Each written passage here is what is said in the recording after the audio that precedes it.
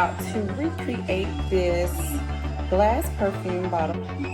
So I'm starting with a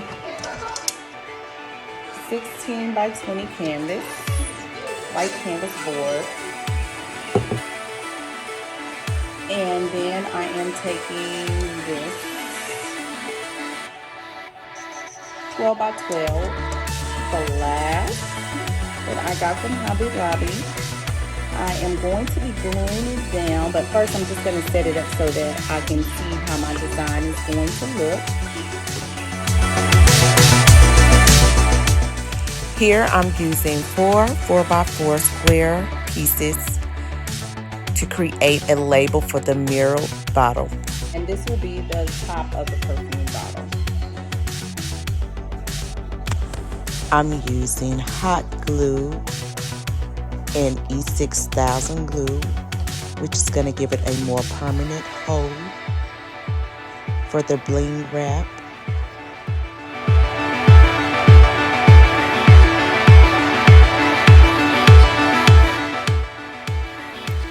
I'm now applying Mod Podge around the mirrors, and I'm going to add some shattered glass for a 3D effect and just to make it stand out a little bit more. For this project, I used this entire bottle of shattered glass, which is 1 pound of shattered glass that I ordered from Amazon. I apologize that you can't see this part, but the way that my camera was positioned, it made it difficult to see. But this is what the process is looking like so far. I'm going to let this dry overnight and come back and clean the mirror up. And this is the finished look.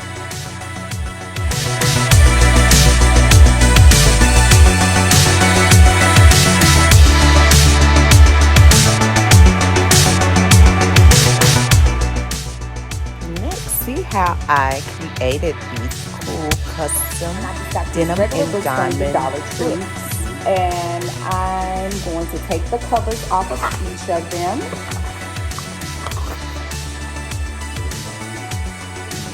And I will use the cover actually for the denim book cover. I'm going to use this actual book cover for my pattern. Right now, I'm going to go ahead and continue coloring my book black, all black, because I'm going to put some custom lettering on it once it dries.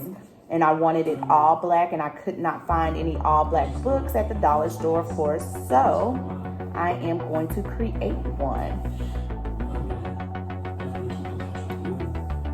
And I'm just using this sponge brush that I got from the Dollar Tree. Also, to cover the book. You can also fill the pages if you like, using Mod Podge. If you plan on reading the book, though, you definitely don't want to fill them. But if they're just going to be for decoration, then you can go ahead and fill them off. And I'm just making sure that I get all the crevices and cracks. And I'm going in a pattern, a smooth, vertical pattern. This side is actually already dry. Just making sure that it looks really neat. Okay. So, and then I'm just going to take a little bit more to make sure that I get those little edges. That's about it for the first book. This is the second book, and I'm covering it with some denim fabric that I had left over from another project. Right now, I'm just gluing it with the hot glue gun down. I've cut out the pattern using the actual book cover that was on the original book. Okay. And I'm just going to go around and glue it down on each side.